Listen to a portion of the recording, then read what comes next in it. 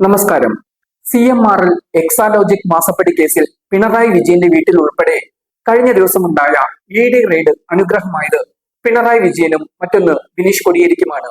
നിയമസഭാ തെരഞ്ഞെടുപ്പ് തോൽവിയുടെ പഴി മുഴുവൻ ഏറ്റുവാങ്ങി തകർന്ന മനസ്സുമായി നിന്ന പിണറായി വിജയന്റെ വീട്ടിലേക്ക് ED റെയ്ഡ് വന്നതോടെ സഖാക്കൾ മുഴുവൻ കേന്ദ്ര ഏജൻസിക്കും റെയ്ഡിനും എതിരെ തിരിഞ്ഞു.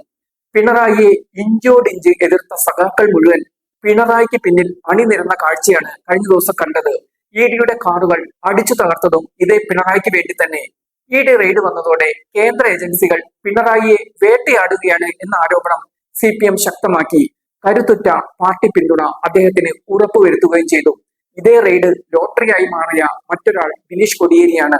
ആവർത്തിച്ച് തിരുവനന്തപുരം ജില്ലാ കമ്മിറ്റി ആവശ്യപ്പെട്ടിട്ടും പിൻവലിക്കാതിരുന്ന ബിനീഷിന്റെ സസ്പെൻഷൻ ED റെയ്ഡിനെ തുടർന്ന് പിണറായി വിജയൻ തന്നെ ഇടപെട്ട് പിൻവലിപ്പിച്ചു. ഇതോടെ ബിനീഷ് വീണ്ടും CPM പാർട്ടി അംഗമായി. തിരുവനന്തപുരം ജില്ലാ കമ്മിറ്റി ബ്രാഞ്ചിലാണ് ബിനീഷിനെ ഉൾപ്പെടുത്തിയത്. പിണറായിയുടെ വീട്ടിലെ റെയ്ഡ് സമയത്ത് പാർട്ടി ഉയർത്തിയ പ്രതിരോധത്തിന്റെ മുൻനിരയിൽ ബിനീഷ് കൂടി ഉണ്ടായിരുന്നു. ബിനീഷിനോട് CPM നീതി ചെയ്യാത്തത് മാധ്യമങ്ങൾ ചൂണ്ടിക്കാട്ടിയപ്പോൾ അത് തള്ളിയാണ് ബിനീഷ് സംസാരിച്ചത്. പിണറായി പാർട്ടി നേതാവാണ്. അദ്ദേഹത്തെ കേന്ദ്ര ഏജൻസികൾ വേട്ടയാടുകയാണ്.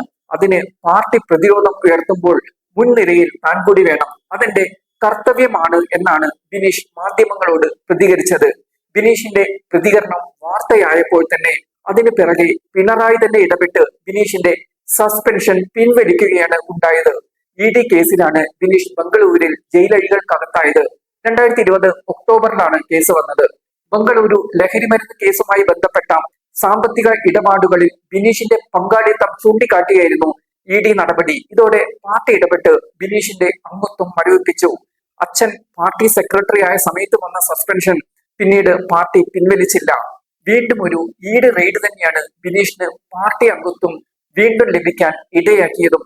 തിരുവനന്തപുരം CPM ജില്ലാ കമ്മിറ്റി ബിനീഷിന്റെ സസ്പെൻഷൻ പിൻവലിക്കാൻ 4 തവണ പാർട്ടി നേതൃത്വത്തിന്റെ അനുമതി തേടിയെങ്കിലും സസ്പെൻഷൻ മാത്രം പിൻവലിക്കപ്പെട്ടില്ല.